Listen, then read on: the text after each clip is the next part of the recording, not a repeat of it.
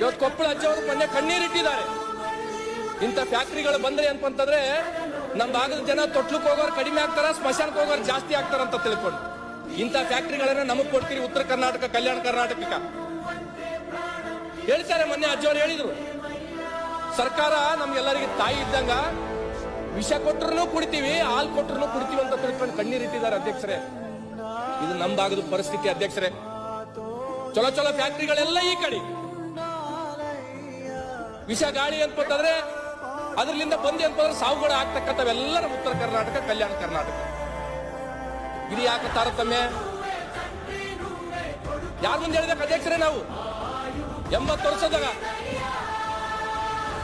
ಗ್ಯಾರಂಟಿಗಳಿಂದ ಏನ್ಪಟ್ಟಂದ್ರೆ ನಮ್ಮ ಮಾನದಂಡ ಆಗಂಗಿಲ್ಲ ಅಂತ ನಮ್ಮ ಸೋದರು ಹೇಳಿದ್ದಾರೆ ನಿನ್ನೆ.